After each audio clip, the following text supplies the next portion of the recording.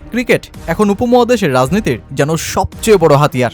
এক আইপিএল যেভাবে ভারত বাংলাদেশের বারবারন্ত রাজনৈতিক উত্তাপকে আরও বহুগুণে বাড়িয়ে দিতে পারে তা তো উদাহরণ বনেই রইল। মুস্তাফিজুর রহমানকে কোনো কারণ না জানিয়েই সেই লিগ থেকে বাদ, অতঃপর বাংলাদেশের বিশ্বকাপেই না খেলার সিদ্ধান্ত। ফ্রাঞ্চাইজি টুর্নামেন্ট থেকে আন্তর্জাতিক টুর্নামেন্ট, বাংলাদেশের ক্রিকেট ও ক্রিকেটারদের বিরতির পর্বগুলো দীর্ঘ হয়েছে শুধু আক্ষেপে। তবে এবার পাকিস্তান সিরিজের পর টাইগারদের আন্তর্জাতিক ক্রিকেটে ফেরার মিশন শুরু হচ্ছে।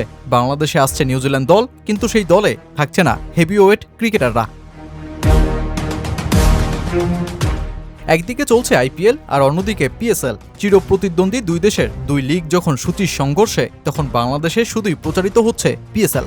আইপিএল সম্প্রচার নিষিদ্ধ আছে দেশটায়, আর তাই পাকিস্তান সুপার লিগেই এখন যত চোখ টাইগার সমর্থকদের। লিগটিতে খেলছেন বাংলাদেশের 6 ক্রিকেটার। আইপিএলে খেলার কথা থাকলেও ভারতীয় রাজনীতির বলি হওয়া মুস্তাফিজুর রহমানকে খেলতে হচ্ছে পিএসএল। সাথে শরীফুল ইসলাম, নাহিদ রানা, তানজিদ তামিম, রিশাদ হোসেন এবং পারভেজ হোসেন ইমনদের চলছে নিজেকে জানান দেয়া লড়াই পিএসএল এর মঞ্চে।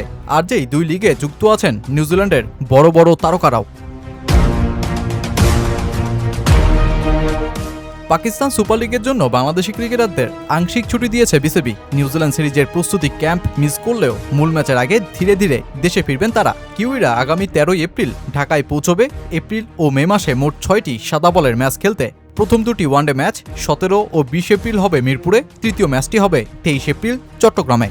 অতঃপর চট্টগ্রামে 27 ও 29 এপ্রিল দুটি টি-20 খেলার পর শেষ টি-20 2 মে ফিরবে মিরপুরে। আর যেই লম্বা সিরিজে নিউজিল্যান্ড তাদের শক্ত দল পাঠাতে পারছে না, আইপিএল ও পিএসএলে তাদের খেলোয়াড়রা ব্যস্ত থাকায়।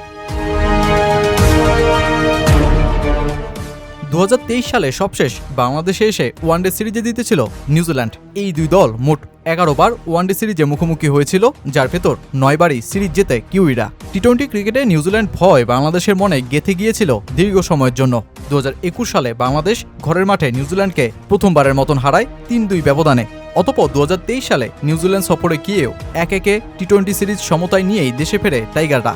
তাই কিউইদের বিপক্ষে বাংলাদেশের এই সিরিজ হতে যাচ্ছে ওয়ানডেতে দীর্ঘ 11 বছর সিরিজ না জিততে পারার আক্ষেপ ঘুচানোর, আর টি-20তে সাম্প্রতিক কিউই সাফল্যের ধারা অব্যাহত রাখার। টি-20তে বাংলাদেশ সবশেষ খেলেছিল গত বছর আয়ারল্যান্ডের বিপক্ষে, যেই সিরিজ বাংলাদেশ 2-1 ব্যবধানে জিতে নেয়। পারভেজ হোসেন ইমন ও তানজিদ তামিম যেই সিরিজে দুর্দান্ত পারফরমেন্স করে টাইগার সমর্থকদের আনন্দে ভাসিয়েছিল। এবার এই দুজনেই পাকিস্তান সুপার লিগের মঞ্চে। এখন দেখার বিষয় ফ্রাঞ্চাইজি লিগের অভিজ্ঞতা ওরা কাজে লাগাতে পারে কিনা জাতীয় দলের জার্সিতে।